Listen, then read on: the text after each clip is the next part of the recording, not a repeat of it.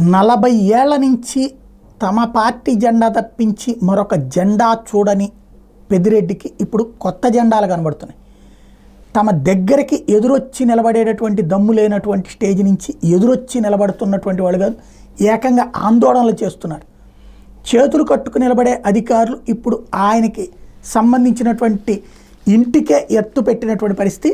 లేటెస్ట్గా చూస్తే పెద్దిరెడ్డి రామచంద్రారెడ్డికి సంబంధించి తిరుపతి రాయల్ నగర్లో 3 ఎకరాల విస్తీర్ణంలో ఆయన ఇల్లు ఉందట. ఇది బొగ్గమట్టం భూములట. అవి ఆక్రమించుకున్నారని స్థానికులు ఆరోపిస్తున్నారు. పంచాయతీగా ఉన్న సమయంలో ఈ భూమి మధ్య నుంచి ఒక మట్టి రోడ్డు ఉండేది. కార్పొరేషన్లో విలీనమైన తర్వాత గ్రావెల్ రోడ్డు నిర్మించారు. వెస్ట్ చర్చ్తో పాటు ఎంఆర్పల్లి వైపు నుండి ఈ మార్గంలో రాకపోకలు సాగినాయి. వైసీపీ అధికారంలోకి రాగానే ఈ దారిని మూసేశారు. అటువైపు ఎవరు రాకుండా కంచె వేసేశారు. కార్పొరేషన్ నిధులతో తన ఇంటికి రోడ్డు వేయించుకునేందుకు పెద్దిరెడ్డి రామచంద్రారెడ్డి స్థానిక ప్రజలను అడ్డం పెట్టుకున్నారు. రాకపోకలు సాగించేందుకు వీలుగా సీసీ రోడ్డు నిర్మించాలని వాళ్ళ పేరుతో దరఖాస్తు ఇప్పించారు. దీంతో అధికారులు ఆగమేఘాల మీద కదిలారు.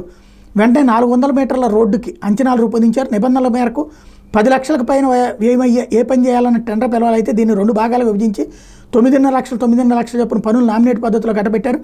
మొత్తంగా పెద్దిరెడ్డి ఇంటికి రోడ్డు కోసం 19.5 లక్షలు ఖర్చు చేశారు. ఆ తర్వాత ప్రజల అవసరాలను పక్కన పెట్టి రోడ్డు గేట్లు పెట్టి సొంతానికి మాత్రమే వినియోగించుకుంటున్నారు.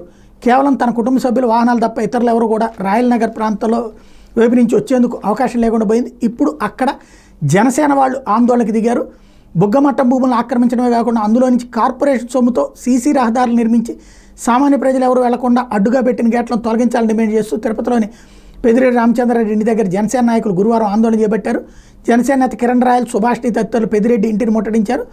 ఈ సందర్భంగా గేటును తొలగించేందుకు చొచ్చుకు వెళ్తే పోలీసులు అడ్డుకున్నారు. దీంతో తోపులాట జరిగింది. కార్పొరేషన్ అధికారులతో మాట్లాడి సమస్యను పరిష్కరించుకోవాలని పోలీసులు సూచించారు.